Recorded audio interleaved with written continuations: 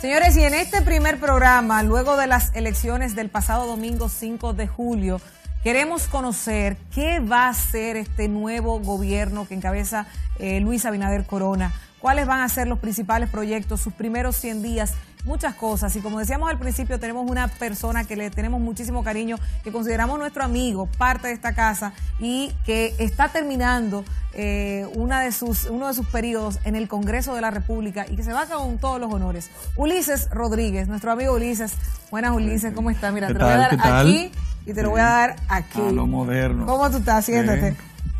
Sí, muy bien. Nuevamente por aquí, por Dominicana, buenas noches. Sí, muchas gracias. Pues hacía tiempo que no venía a tu programa.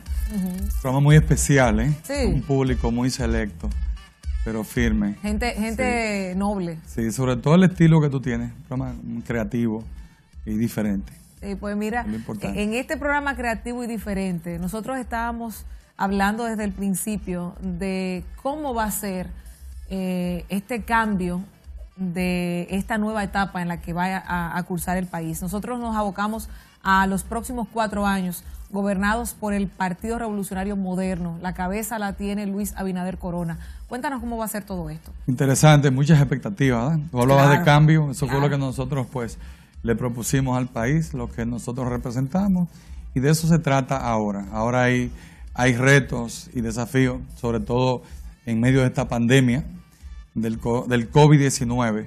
Mira cómo nos saludamos tú y yo, ya no con ese cariño. El abrazo. El cariño está, sí, pero el abrazo. Está el distanciamiento social. Qué cosa más fuerte esa. ¿Verdad? Entonces, pues está el reto de lo del COVID-19, de transparentar las informaciones. Ya no hay campañas políticas, de manera que no hay duda de que todas las informaciones se pueden sacar a la luz pública sin filtro y con responsabilidad. Estamos en una etapa de transición, una transición que es corta, todo es nuevo. La pandemia, campaña con pandemia, que ya termina, y una transición corta porque hace años que en el Congreso Nacional se estaba discutiendo. Recuerdo que lo hablé con Minú Tavares cuando fuimos diputados juntos. Tratamos ese tema, o sea, lo discutimos a fondo en una comisión. Cuando se trataba lo de la reforma y la modernización del Congreso, lo que se hablaba siempre de lo largo de la transición, una transición de 3 meses. Sin embargo, como las elecciones fueron pospuestas, la transición ahora es de 1 mes y medio, ahora le quedan 40 días. Entonces, esto hace que se acelere todo.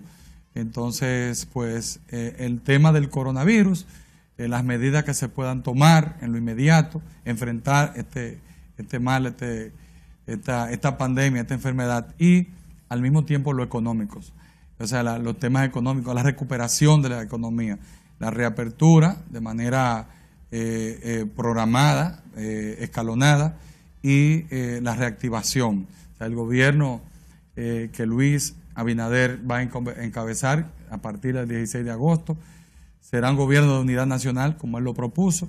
Él propuso una cumbre que tuvo que ejecutarla él en su momento con la sociedad dominicana. También le hizo un llamado en ese momento al presidente de la República y a su gobierno, pero ahora él, pues eso es lo que le presenta al país, porque como él mismo lo dice, él era candidato postulado por el Partido Revolucionario Moderno y aliados, pero ahora es el presidente electo y será el presidente ya en funciones a partir de agosto 16, cuando se juramente, y tiene que gobernar para todos los dominicanos y dominicanas. Los primeros 100 días del gobierno de Luis Abinader o de cualquier gobierno son decisivos, sobre todo si es un gobierno que se estrena. Y con esos retos que acabo de mencionar en esos 100 días. Porque fíjate que anteriormente hablábamos de obras, ¿verdad?, físicas de los primeros 100 días, que cosas que sean de emergencia se van a hacer, pero ahora estamos hablando de lo más importante para la gente es el tema del COVID-19, cómo enfrentarlo, cómo salir de esta situación, ya que no es exclusiva de la República Dominicana y hay experiencia en otros países de cómo lo han manejado. Y la recuperación, repito, de la economía es fundamental. Hay negocios que están cerrados todavía, muchos, entonces eso afecta la economía. Las recaudaciones del gobierno, si las actividades económicas merman, de igual manera, pues se reducen los ingresos del gobierno. Así es que el reto fundamental, en principio, fue como te lo dije, lo de la pandemia, la parte económica y la unificación de la familia dominicana, la unidad nacional para enfrentar esos grandes retos y desafíos. Hay países que ya salieron del COVID, Nueva Zelanda es uno, por ejemplo, pero tomó medidas muy estrictas durante un tiempo corto, pero fue efectivo. El PRM, y sobre todo porque sé que tiene un equipo médico de profesionales muy buenos, ha contemplado volver a clausurar, a confinar el país de ser necesario para poder sofocar el virus. El equipo de salud del PRM es muy bueno, equipo con muchos profesionales altamente calificados. Y eso se está en un proceso de evaluación. Como te decía, fruto de la campaña, las informaciones que se dieron no eran del todo confiables, las estadísticas y eso. Entonces, vamos a esperar que el equipo se reúna y recuérdate que ya es una política de Estado. Ahí hay que esperar que dar tiempo a que el presidente electo asuma las funciones y él anuncie las medidas. Entonces, en la parte económica, uno de los retos o promesas que daba en campaña Abinader era la creación de 600,000 empleos. Me imagino que la mayoría van a ser en el sector privado. ¿Cómo ustedes visualizan esto en este momento? Sobre todo porque creo que en este año va a ser muy difícil desarrollar nuevas plazas de empleo cuando se está hablando de que hay casi 900,000 hasta ahora cancelados. Sí, claro. El primer reto ahora es la reapertura, la reactivación y salvar la mayor parte de esos empleos, porque algunos se pierden. Entonces ya pensamos que a partir de enero es que nosotros podemos visualizar una vuelta a la normalidad, podríamos decirlo así. Tengo que ser bien cuidadoso, claro, porque nadie tiene una bola de cristal ahora para saber lo que va a pasar con el COVID-19 y la economía. Yo apuesto a que las cosas van a salir bien, porque yo creo que también las grandes crisis traen oportunidades y creo que esta es una oportunidad para que una de las cosas que se trataron como oferta de campaña, como propuesta de campaña, fue también el saneamiento de la nómina pública, los gastos excesivos del Estado. Luis es un economista, el presidente ya electo de la República, Luis Abinader es un economista ya experimentado, con experiencia y conocimiento profundo de lo público, pero con esa, repito, experiencia privada. Eso nos da una gran ventaja porque le da una visión mucho más amplia de lo que es el manejo del Estado. Y yo sé que en estos meses, primero, de aquí a diciembre, pues vamos a trabajar en la reapertura y la vuelta a la normalidad y esa reactivación económica. Ahora, las propuestas de campaña, y yo sé que se van a anunciar, porque déjame decirte, estamos hablando aquí, pero hay que esperar que el presidente electo, Luis Abinader, anuncie al país. Vamos a dejarle un chancecito porque este es un momento donde él está recibiendo informaciones, conformando su gabinete, ¿verdad? Porque lo tendrá adelantado, me imagino, y al mismo tiempo también está preparándose para tomar las medidas. De todas maneras, él tiene equipos en cada área y los equipos están trabajando en este momento.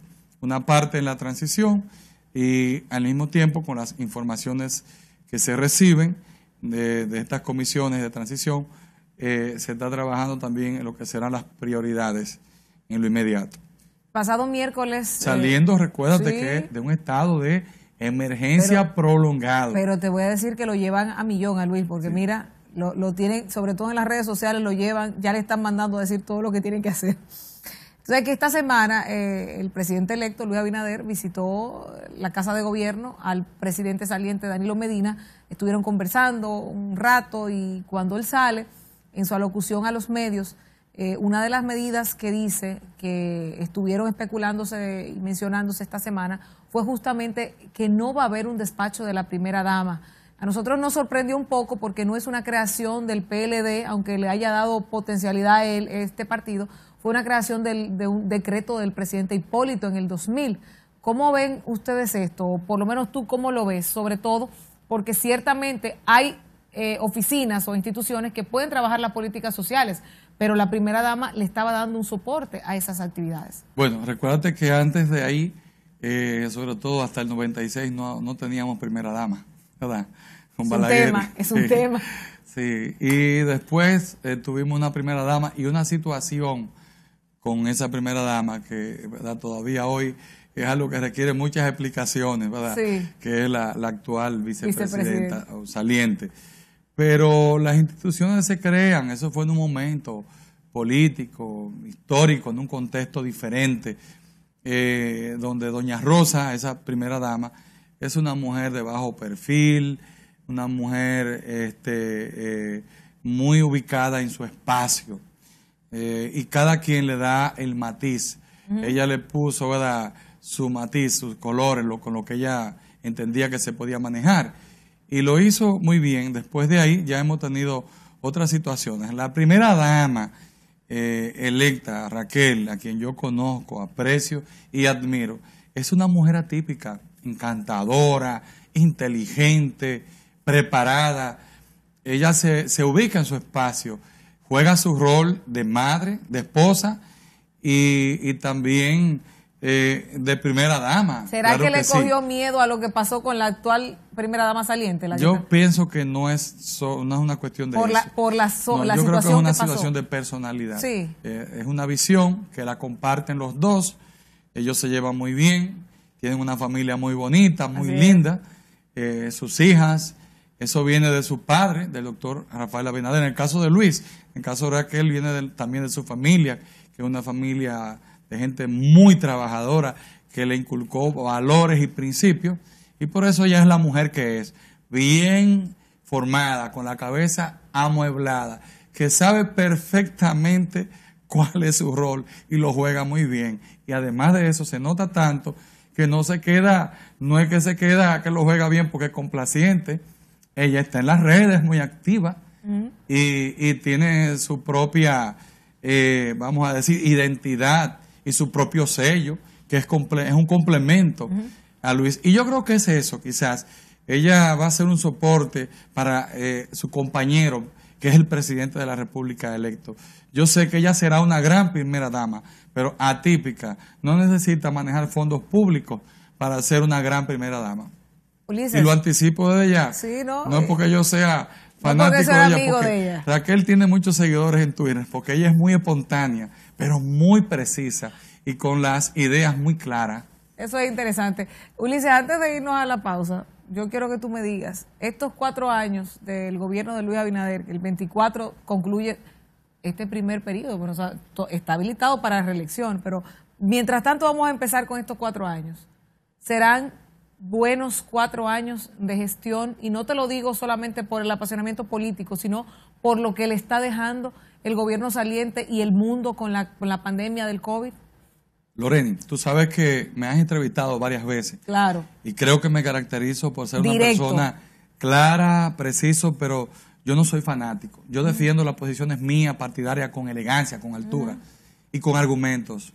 Es decir, que soy realista en política. Y debo decirte que yo analizo a cada hombre público, lo conozco, a todos los últimos presidentes y candidatos presidenciales.